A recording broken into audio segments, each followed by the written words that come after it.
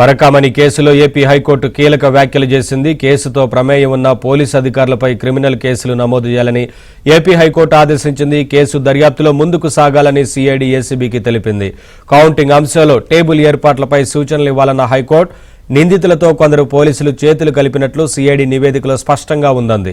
వారిపై శాఖాపరమైన చర్యలు తీసుకోవాల్సిన అవసరం ఉందని తెలిపింది. చోరీ కేసు మినహా సిఐడి ఏసీబీ దర్యాప్తులో తేలిన ఇతర అంశాలపై దర్యాప్తు కొనసాగించుకోవచ్చంది.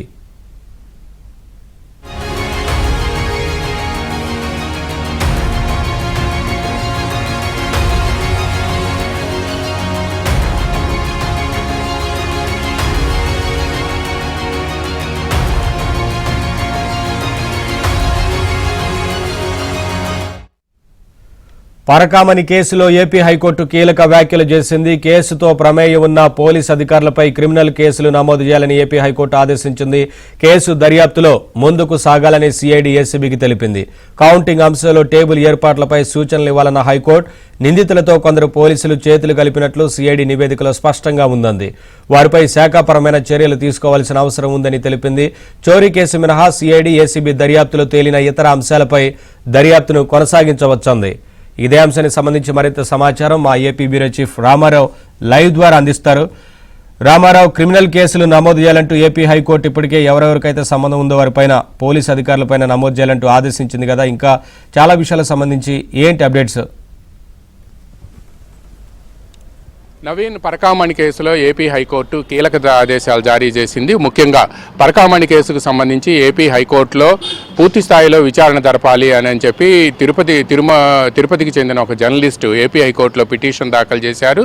దీనిపై దాదాపుగా 7 వారాల నుంచి ఏపీ హైకోర్టులో విచారణ జరుగుతుంది. గత వారం నిన్న జరిగిన విచారణ సందర్భంగా ముఖ్యంగా ఈ కేసుకు సంబంధించి సుప్రీంకోర్టులో అంటే ఏసీబీ డీజీ కానీ అదేవిధంగా సిఐడి డీజీ కానీ ఈ కేసుకు సంబంధించి ఎటువంటి అంశాలపై మనం ఆదేశాలు ఇవ్వచ్చో, అదేవిధంగా క్రిమినల్ కేసు నమోదు చేసే అంశానికి సంబంధించి సుప్రీంకోర్టు తీర్పులు ఏమన్నాయో వీటన్నిటిని కూడా అధ్యయనం చేసి రావాలని చెప్పి నిన్న ఏపీ హైకోర్టు ఆదేశించింది. ఈ రోజుకి కేసు విచారణ వాయిదా వేసింది.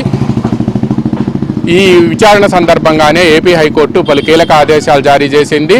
ఈ విచారణలో ముఖ్యంగా జారీ చేసిన ఆదేశాలు ఏంటంటే, సిఐడి నివేదిక ఇచ్చిన నివేదికలో ఎవరైతే నిందితులు ఉన్నారో ఆ నిందితులతో పోలీసు అధికారులకు సంబంధాలు ఉన్నాయి అని చెప్పి కూడా పేర్కొంది. పోలీసులకి అధికారులు ఎవరైతే ఇందులో ఉన్నారో నిందితులుగా ఉన్నారో వాళ్ళందరికీ కూడా ఈ కేసుతో సంబంధాలు ఉన్నాయి అని చెప్పి తేల్చి చెప్పింది. అందువలన వాళ్ళపై కూడా క్రిమినల్ కేసులు నమోదు చేయాలని చెప్పి ఆదేశాలు జారీ చేసింది. ఇప్పుడు అప్పట్లో పనిచేసిన పోలీసు అధికారులు ఎవరు, వాళ్ళకి ఎటువంటి సంబంధాలు ఉన్నాయనే అంశానికి సంబంధించి కూడా సిఐడి డీటెయిల్డ్ రిపోర్టు ఏపీ హైకోర్టుకు సమర్పించింది. అదేవిధంగా నిందితుడు రవికుమార్ ఆస్తులకు సంబంధించి కూడా ఏసీబీ డీజీ ఒక నివేదికను సమర్పించారు. ఇటువంటి నివేదికలు 2 ఏపీ హైకోర్టుకు అందాయి. వీటిని కూడా పరిశీలిస్తాము అని చెప్పింది. అదేవిధంగా తిరుమల తిరుపతి దేవస్థానం నిన్న పరకామణి లెక్కింపుకు సంబంధించి, ముఖ్యంగా పరకామణి లెక్కింపులో పరకామణి తరలింపు, అదేవిధంగా పరకామణి లెక్కింపు, పరకామణి ఓపెన్ చేసే విధానం, ఈ 3 అంశాలకు సంబంధించి కూడా తీసుకోవాల్సిన తాత్కాలిక చర్యలు ఏంటి అనే అంశంపై కూడా నిన్న టీటీడీ నివేదిక ఇచ్చింది. ఈ నివేదికను కూడా తాము పరిశీలిస్తున్నామని చెప్పి ఏపీ హైకోర్టు ఈరోజు పేర్కొంది. దీంతోపాటు ముఖ్యంగా సిఐడి ఇచ్చిన నివేదికలో ఆ రోజు నిందితులతో ఎవరైతే పోలీసు అధికారులకు సంబంధాలు ఉన్నాయో వాళ్ళందరిపై కూడా క్రిమినల్ కేసులు నమోదు చేయాలని ఆదేశించింది. ఇప్పటి వరకు ఏదైతే సిఐడి కానీ ఏసీబీ కానీ దర్యాప్తు చేస్తున్నారో ఆ దర్యాప్తులో ముందుకు వెళ్ళవచ్చు అని కూడా ఏపీ హైకోర్టు ఈరోజు ఆదేశాలు ఇచ్చింది. తాము ఈరోజు ఇస్తున్న ఆదేశాలు ఏవి కూడా ప్రస్తుతం జరుగుతున్న దర్యాప్తుకు అడ్డంకి కాబోవు అని కూడా హైకోర్టు స్పష్టం చేసింది.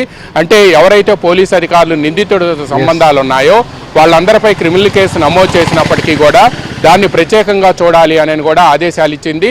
ఇక వీటన్నిటికీ మించి ఏపీ హైకోర్టు పరకామణికి సంబంధించి చాలా సీరియస్గా తీసుకోవటం, భక్తుల మనోభావాలకు సంబంధించిన అంశం కావటంతో ఈ భక్తుల మనోభావాలను కాపాడాల్సిన అవసరం, వాళ్ళ సెంటిమెంట్ను గౌరవించాల్సిన అవసరం కూడా అటు ట్రస్టీగా మాకు ఉంది అని కూడా హైకోర్టు స్పష్టం చేసింది.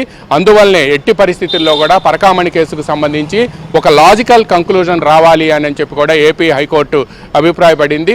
అందువల్లనే ఈరోజు నిందితుడితో సంబంధం అయితే ఎవరికైతే ఉన్నాయో అప్పుడు పోలీసు అధికారులు వాళ్ళందరిపై కూడా క్రిమినల్ కేసులు నమోదు చేయాలని, వెంటనే ఎఫ్ఐఆర్లు బుక్ చేయాలని కూడా ఆదేశాలు జారీ చేసింది.